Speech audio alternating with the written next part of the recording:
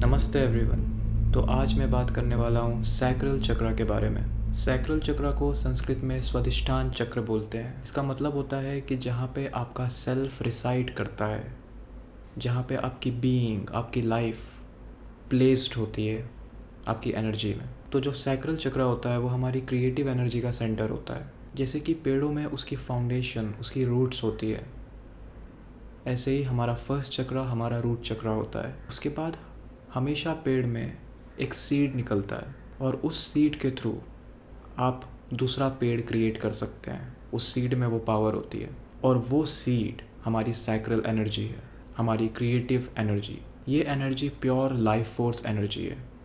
इसको अलग अलग कल्चर्स में अलग अलग नामों से जाना जाता है। इसे ची एनर्जी भी बोला जाता है। तो ये हमारी प्राण शक्ति है, इसलिए यहाँ पे हमारी बीइंग होती है, हमारी अलाइवनेस, हमारे अंदर जो लाइफ है। तो सीड के अंदर पावर होती है एक दूसरा ट्री क्रिएट करने की। सिमिलरली हमारे केस में इस सीड के अंदर पावर होती है दूसरा ह्यूमन बीइंग क्रिएट करने की। इसलिए ये जो एनर्जी है ये हमारे सेक्सुअल सेंटर्स से कनेक्टेड है। बट ये सिर्फ वहीं तक लिमिटेड नहीं है। हमारे पास कैपेबिलिटी है कि हम इस एनर्जी को दूसरे फॉर्म में यूज़ कर सकते हैं, जिसे हम क्रिएटिविटी कहते हैं। तो हमारे नेचर से ही हम क्रिएटिव बीइंग्स हैं, लेकिन हम जिस दुनिया में रहते हैं, जिस सिस्टम में रहते हैं, ये हमें कम्प्लीटली हमारी क्रिएटिविटी से डिस्कनेक्ट कर देता है। हमारे ब्रेन में दो साइड्स होते हैं, एक साइड लॉजिकल होता है और दूसरा साइड क्रिएटिव होता है। तो हमारा जो पूरा सिस्टम है, एजुकेशन सिस्टम है, वो सिर्फ हमारे लॉजिकल पार्ट पे फोकस करता है। वो सिर्फ उसे स्ट्रेंथन करता है और उसे वैल्यू करता है। और हमारा जो बेसिक नेचर है, जहाँ पे हमारी बीइंग है, जो कि है क्रिएटिविटी, उससे कम्प्लीटली डिस्कनेक्ट कर देता है। और इस सिस्टम में जिस चीज़ को वैल्यू दी जाती है वो सारी लॉजिकल चीज़ें हैं। तो हम खुद ही सोचते हैं कि क्रिएटिव होके कोई फ़ायदा नहीं है, और सारी चीज़ें जो हमें लॉजिकल बनाती हैं वो सब हमें मैकेनिकल भी बनाती हैं, क्योंकि उसमें आपकी क्रिएटिव एनर्जी चैनल नहीं होती है। आपको मशीन की तरह एक ही काम रोज़ रोज़ करना होता है। तो हमें हमारे अगेंस्ट, हमारे खिलाफ कंडीशन किया गया है। तो अब इस क्रिएटिव एनर्जी की पावर बहुत ज़्यादा है। जब इसे आप इसी सेंटर पे रख के यूज़ करेंगे, फिज़िकल फॉर्म में यूज़ करेंगे, तो उसका बेसिक यूज़ है अनदर फॉर्म क्रिएट करना, रिप्रोड्यूस करना।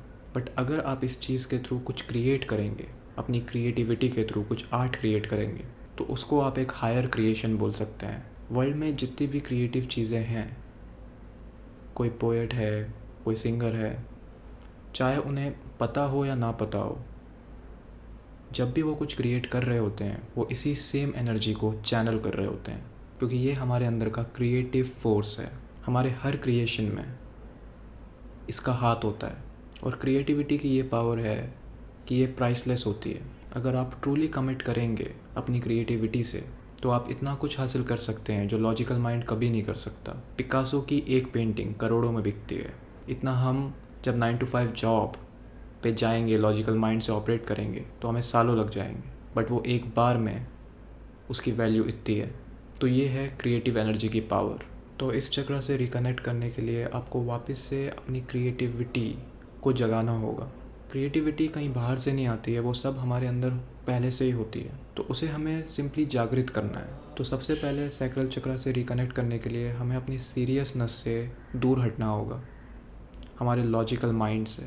और वो तभी पॉसिबल है जब आप चीज़ों को क्वेश्चन करना शुरू करते हो, जब चीज़ों को अनलर्न करना शुरू करते हो, जब रियलाइज़ करते हो कि और भी तरीके हैं लाइफ जीने के। सिर्फ एक रोबोट की तरह मैकेनिकल लाइफ जीना ही एक आंसर नहीं है। और दूसरी चीज़ ये है कि हमारा जो एडल्ट सेल्फ होता है, कंडीशन्ड ईगो, उसको ये सब चीज़ें बहुत सिली, बचकानी लगती हैं। कि कोई भी आर्ट वाली चीज़ है, कोई भी क्रिएटिव चीज़ है, चाहे वो राइटिंग है, सिंगिंग है, जो भी आपके अंदर से आता है, आपकी बीइंग से, वो करके हो क्या जाएगा, उसमें तो पैसा नहीं मिलेगा। तो आपको रियलाइज़ करना है कि आपको उस चीज़ को, अपनी एनर्जी को ट्रांसफॉर्म करने के लिए करना है।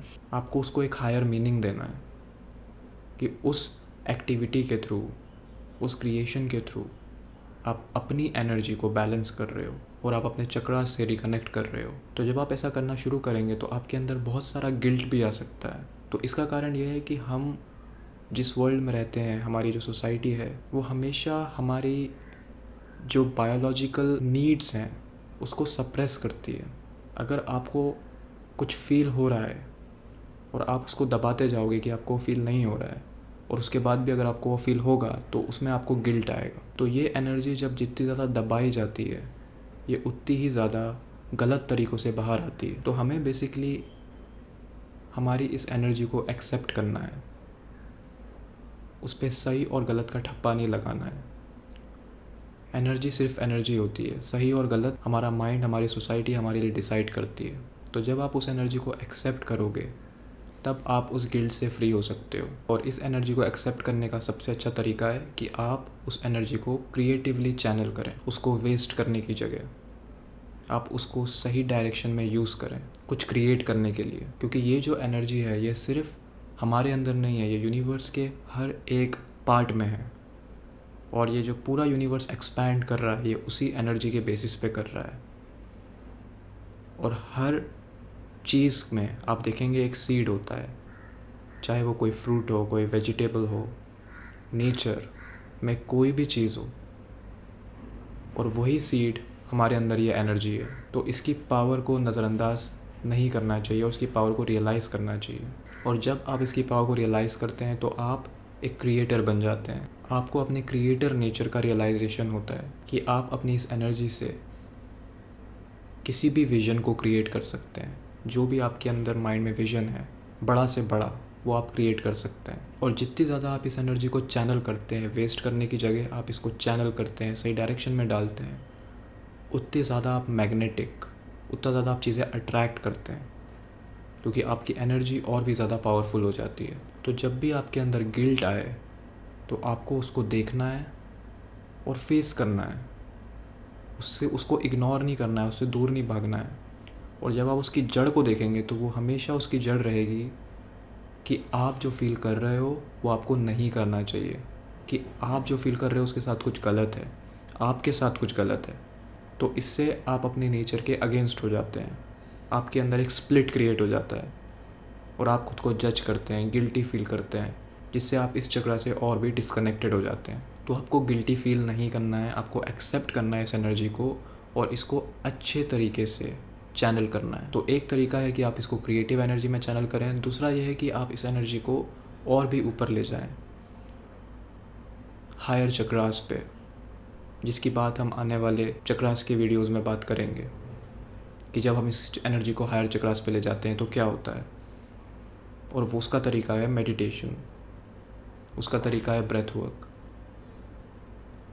और इस एनर्जी को वेस्ट ना करना। क्योंकि अगर ये एनर्जी आपके अंदर है ही नहीं तो आप इसको ऊपर लेके कैसे जाओगे,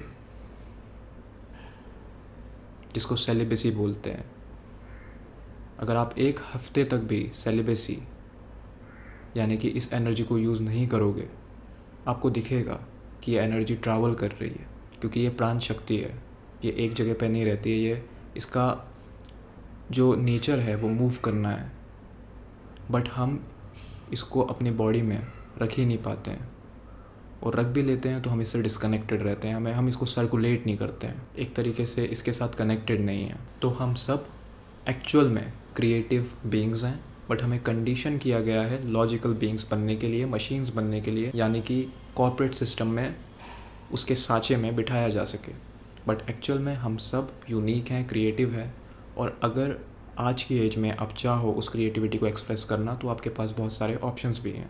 पॉइंट ये है कि वो आपकी प्रायोरिटी में है कि नहीं, कि आपको कुछ ऐसा क्रिएट करना है जो आपके बियॉन्ड है, आपको उस एनर्जी को अच्छे वे में चैनल करना है कि नहीं। और ये आपकी अवेयरनेस से ही हो सकता है। जैसे जैसे आप अवेयर होते चले जाते हैं, आप चीज़ों को अनलर्न करते हैं और आप चीज़ों को न्यू नज़रिए से, परसेप्शन से देखना शुरू कर देते हैं।